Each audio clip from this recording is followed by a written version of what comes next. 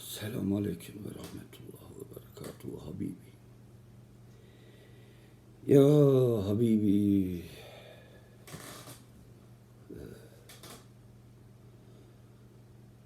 let's all stop this. All. Ceasefire. Now. Please. Both sides. Just cease the fire. Stop killing children and women. Whoever is killing, I don't care. Whatever decide. I don't want no Arab die and I don't want no Jew die. How about that? And why should I? Islam is nothing to do with killing a Jew.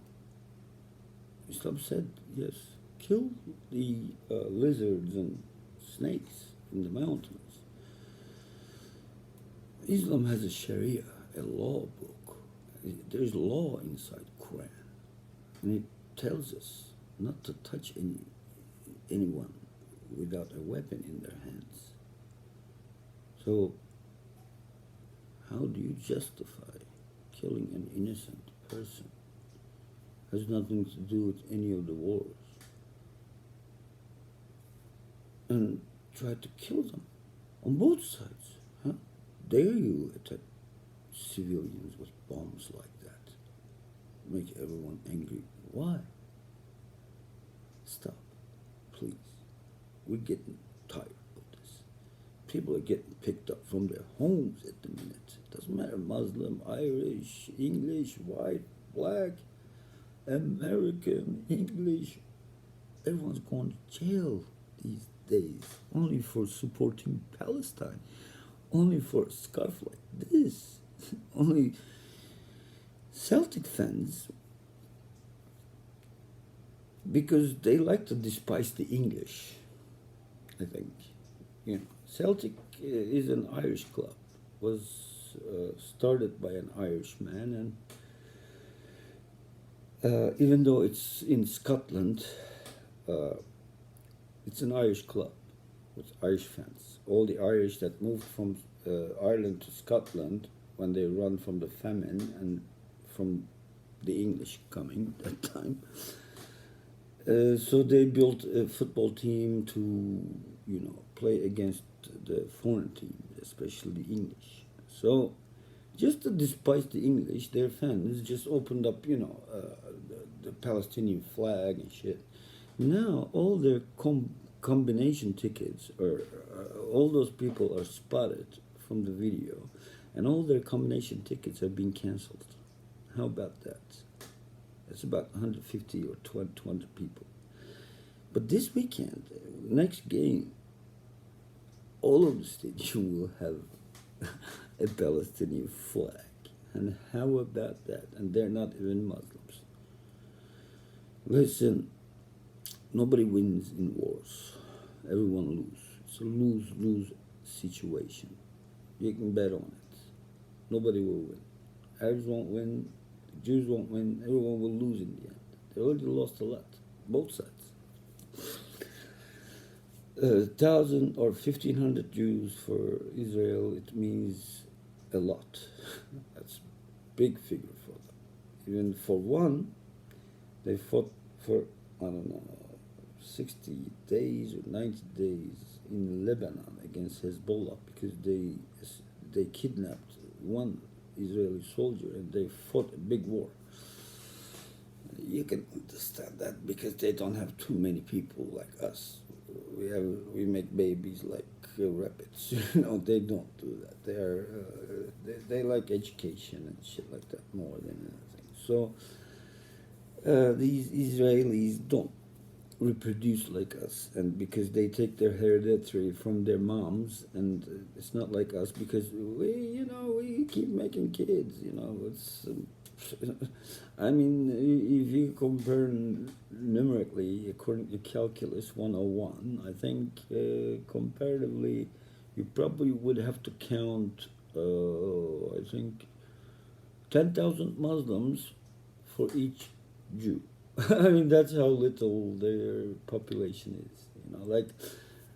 maybe in total in the whole world, maybe there are maybe 25 million, including the ones in Russia, the ones in Morocco, the ones in Turkey. We only have maybe 5,000 Jews left in Turkey. And we used to have a lot. They all moved to US, to Europe, and because of the economy, I think. But we still have about 5,000, and they love their country crazy. And, the only difference between me and a Jewish friend or brother or a Jewish Turk is that I go to mosque on Fridays and he goes to synagogue on Saturdays, and that's it. I mean, I don't know, this is how we grew up, okay? So we didn't care if my friend in school was Assyrian or Christian or Armenian, Greek. We had lots of Greek in where I grew up. And but people think like it's all very homogeneous. When I tell somebody I'm from Istanbul, I'm Turkish, they think we only have Turkish. We only have Muslim Turks all over Turkey. It's not true. We have, like I said, I grew up with Jews, Christians, Armenians, Greeks, Latins, Italians. In my town, which is very near Galatasaray's training fields, which is very off downtown Istanbul. It's kind of like, it's my area. It's only like 1 hour from the Mossad's office where the Galatasaray's original high school is, and then the club building is. And Galatasaray football team is also known with its Freemason connections because of Freemasons. Some Freemasons might have started the school. Some Freemasons asked actually to the Sultan's wife if they could open up this school so they could raise agents. Galatasaray High School used to be, during Ottoman's last period, used to be seen as a school that raises spies. The Turkish ones, the Jewish ones, Armenian ones, everything. I mean, most of the people you even see in Armenia or Greece this time, they're kind of old now. They're maybe like 80 or 90, I don't know. They're all raised by this Galatasaray High School, and it's originally a French school. French set it up, and the French language is used in every lesson. These are all strange stuff. And then there's also this Freemason connection. And sometimes our opponents, our rivals, Fenerbahce, they claim we are French motherfuckers. We are traitors. We, Galatasaray, are from France. And we're not. We're Turkish. Don't worry, relax. But our founder, Ali Sami Yen, the man who named our stadium before, the one that all the incidents happened with Leeds United and all that. And we also eliminated Man United from the Champions League's first format, and they had to change the format after us, after we eliminated Man United. Anyways, so what happens is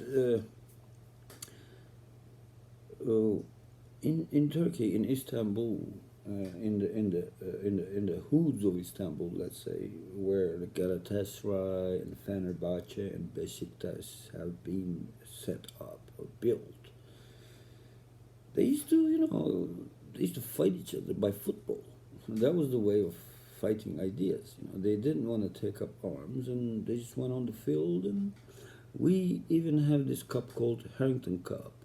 The English, before they left, they fucked off Istanbul that time, and this the top general of the British Army, the mayor of Istanbul, let's say, that time during the invasion of Istanbul by the British Empire, Mr. Harrington, the general, suggested just before they fucked off Istanbul, they should organize a football game against any of the team you like. Hey, Turkish, come on, show us if you can beat us on the field as well. So Fenerbahce responded. Not Galatasaray. I don't know why that time Galatasaray maybe not good enough. I don't know. They said, okay, the best team we have at the minute. That time Fenerbahce beating everyone. That time they were very strong. And Fenerbahce also derived from Galatasaray. It was our B team. It was like our training team. We were supposed to beat them 10-0, 20-0 just to feel better. They are the nerds of our high school. Fenerbahce was built as our training team, like a punching bag. So that's why we punched them every time. They are punching bags. Anyways, Fenerbahce turned up, and Mr. Harrington, the top British arrogant general, never liked us, and we can understand that. We keep, bombing his stations and shit. So just before they fucked off Istanbul, they organized this football game to show who's better, who's more talented, And it appears that Fenerbahce players were more talented because they got the first and last, and then the only unique cup, Harrington Cup, it's called, went to Fenerbahce. And there's never been another Harrington Cup organization after that. Because there was already Republic, Atatürk was there and all that, So they'd already fucked off, and Atatürk take care of everything, and Anyways, so Fenerbahce did that and took the Harrington Cup, and in that kind of history, it was like Ottoman was really boiling that time. We had problems in Mecca. We had, the Lawrence of Arabia on one side. We were fighting in Balkans and losing, and them Serbians kick our asses, Bulgarians and Greeks kick our ass, and everyone started to jump on us, on the Ottoman. It's like that. What you think if the USA goes down right now, you think all those friends, all them Swedish, Spanish, you think they're gonna love the US? They're gonna try to eat from it. Of course, it's the fallen giant, isn't it? You just want a piece of it too. That's it. That's the nature of living beings. But there is a way. Because if there's a will, there's a way. We don't have to kill each other. There's enough space for all of us. Mr. Modi, please, don't kill our people. I'm ready to tell you namaste.